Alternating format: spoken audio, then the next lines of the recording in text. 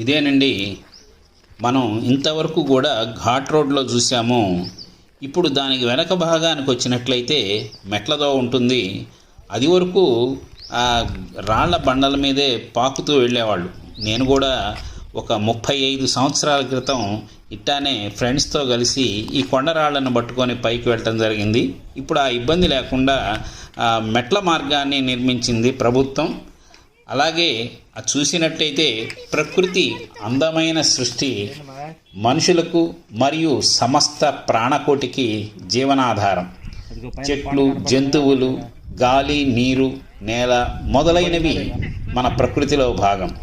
అది అందించే వనరుల వలన మన జీవితం చాలా సాఫీగా సాగిపోతుంది. కానీ మానవుడు అభివృద్ధి అనే అంశంతో ఈ అందమైన ప్రకృతిని నాశనం చేస్తున్నాడు. గాలి, నీరును కూడా కాలుష్యం చేస్తున్నాడు. ఇక్కడికి రాగానే మనసంతా చాలా ఆనందంగా ఉంది. ఏ చిత్రకారుడో గీసిన ఈ అపురూపం ప్రకృతి కుంచె నుండి జాలువారిందిగా ఈ అద్భుతం అనిపిస్తుంది. పైరగాలులు వీస్తుంటే అణువణువు శరీరం ఉత్తేజం పొంది ఆనంద సాగరంలో ఓలలాడుతుంది. అలాగే చినుకు చినుకు పచ్చదనాన్ని పరిమళింపచేసే నల్లని కొండలకు పచ్చని చీరతో సింగారించినట్లుగా ఉంటుంది. ఎన్నో ఔషధ గుణాలు కలిగినటువంటి వృక్షాలు ఈ కొండల్లో అనేకంగా ఉన్నాయి. చాలా ప్రయాసపడి ఈ మెట్ల మార్గాన్ని వెళ్ళానండి. వాస్తవంగా అయితే నేను ఎక్కలేకపోయాను. సుమారు ఒక 400 మెట్లు ఎక్కేసరికి దడ వచ్చేసింది. ఏదైనా సరే చిన్నపిల్లలు 40 వయసు లోపు వాళ్ళైతే హుషారుగా ఎక్కగలుగుతారండి దమ్ముగా.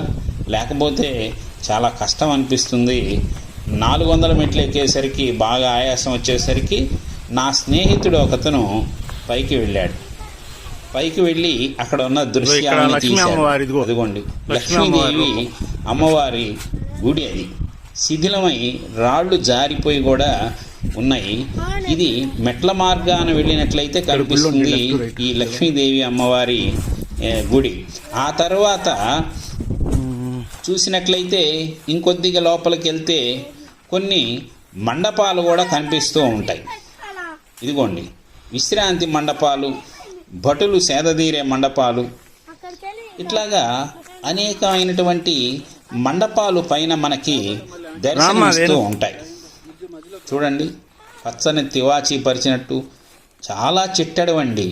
కొండ చుట్టూతా కూడా 6000 ఎకరాల పైబడి చిట్టడవులు ఉన్నాయండి కొండ చుట్టూతా కూడా. ఈ చిట్టడవులో ప్రయాణం చాలా ప్రమాదభరితమేనండి. వెళ్ళే కొద్దికి ఎంత వెళ్ళినా వస్తూనే ఉంటుంది. అయితే ఎన్నో ఈ తుప్పల్లో ఈ చిట్టడవిలో ఎన్నో విశేషాలు ఉన్నాయి. సాధ్యమైనంత మటుకు మనకు తెలిసినంత వరకు కొంతవరకు తీయగలిగామండి. అన్నిటికీ సాధ్యపడే పరిస్థితి లేదు. ఎందుకంటే అక్కడ పరిస్థితులు కొంత భయానకంగా ఉంటాయి. మనుషుల సంచారం తక్కువగా ఉండటం వల్ల మనం ధైర్యంగా ఒక 10 మంది వెళ్తే బాగుంటుంది, కానీ ఒకరిద్దరు వెళ్తే మాత్రం చాలా కష్టంగా ఉంటుందండి. అదిగోండి ఆ మందిరాలు చూసారా? అవి కొన్ని దేవతా మందిరాలు ఉన్నాయి, కొన్ని మామూలు రాణి మందిరాలు ఉన్నాయి. ప్రజల కోసం ఈ రెడ్డి రాజులు ఎక్కువగా కష్టపడేవాళ్ళు.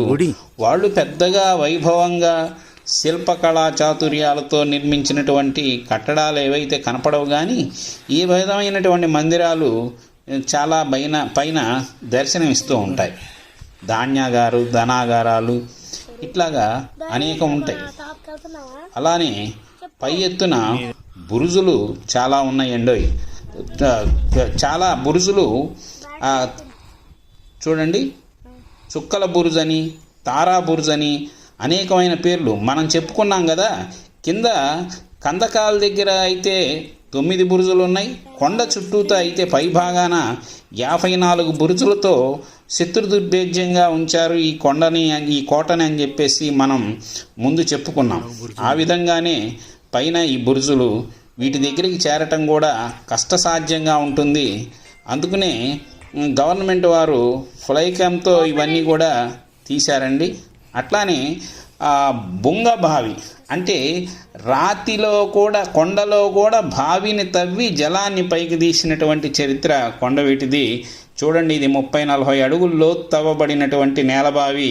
దీన్ని బుంగ బావిగా ప్రసిద్ధి చెందిందండి. ఈ బావి నీటి అవసరాలకి ఇటువైపు ప్రాంతం వాళ్ళంతా కూడా ఈ బావి నుంచే వాడుకుంటూ ఉంటారు. ఇంకా కూడా దాంట్లో నీరుందండి. ఈ కొండ మీద కూడా సుమారుగా 800 సంవత్సరాలు దాటిపోయినా కూడా ఆ నీరు ఊరుతూనే ఉంది అందుట్లో. ఇంకా ముందుకెళ్దామని చూసేటప్పటికి మా మిత్రుడికి కూడా భయం కలిగింది. ఏంటంటే వెళ్ళే కొద్దికి అట్లా దోవలు ఉంటూనే ఉన్నాయి. ఏ దోవలు ఎటు దారి తీస్తాయో తెలియదు. పూర్వం రోజుల్లో ఇవి గుర్రాలు ఏనుగులు నడవటానికి బాట కోసం బండరాళ్ళను కొట్టి అట్టా బాటలాగా వేసినట్లుగా చరిత్రలో మనకి తెలుస్తూ ఉంది. బాగా చిట్టడవండి. క్రూర జంతువులు అక్కడ సంచారం లేకపోయినప్పటికీ ఏదైనా కొద్దిగా భయంగానే ఉంటుంది. వద్దులే విను, చూసి చెబుతా. నాకు వేను చూసారా, అలా వెళ్తూ ఉంటే నడుస్తూనే ఉంటుంది. మొత్తానికి కొండ మొత్తం ఏదో ఒకటి బురుజులో లేదా మండపాలో ఏవో ఒకటి మనకి దర్శనమిస్తూనే ఉంటాయి అడుగడుగున. ఆగండిలే, చూడటానికి పచ్చగా సుందరంగా మనసుకు హత్తుకుపోయేటట్లుంది. కానీ మనసులో ఒక రకమైనటువంటి భీతి కూడా ఉంటుంది లోతుకు పోయే కొద్దికి. రాను రాను బాట తగ్గిపోయి ముళ్ళ కంచెలు పొదలు పెరిగిపోతూ ఉన్నాయి. ఇంక ఇది చాలా దూరం ఉందిరా.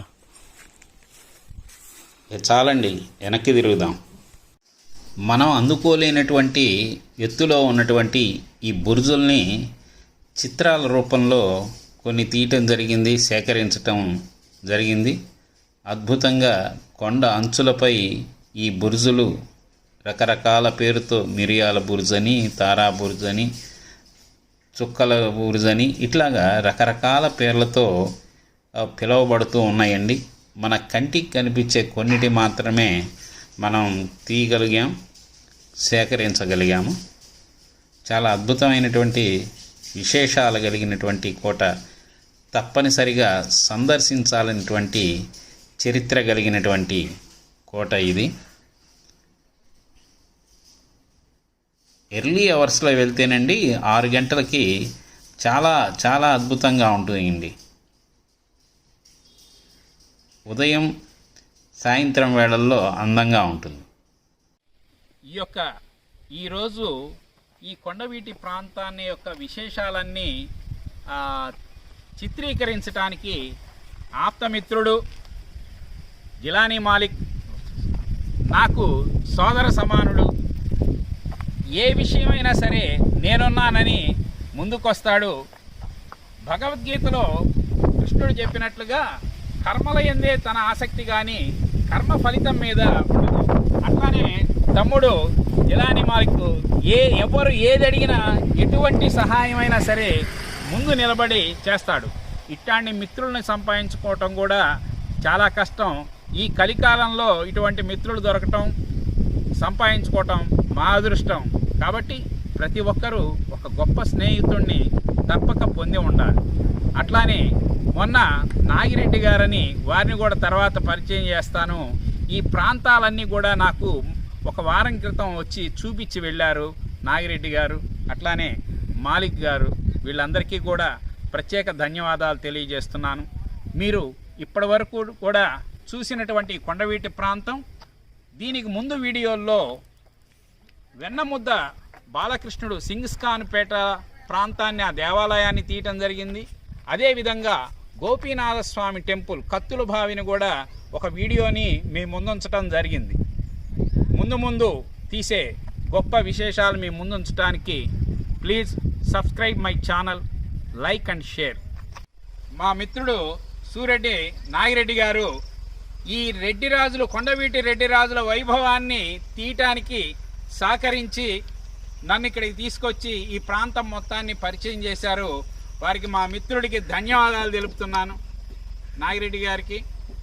Thank you. సాయంత్రం వేళ ఈ అందాలు ఎలా ఉంటాయా అని చెప్పేసి వెయిట్ చేశానండి. నా మిత్రుడు నాగిరెడ్డి గారితో వెయిట్ చేసి సాయంత్రం 6:30 ఆ యొక్క కొండ మీద నుంచి దిగుతున్నప్పుడు ఈ యొక్క దృశ్యాన్ని చిత్రించడం జరిగింది. అది కూడా ఒక మంచి ఎక్స్పీరియన్స్, చాలా అందంగా ఉందండి. చూసారా?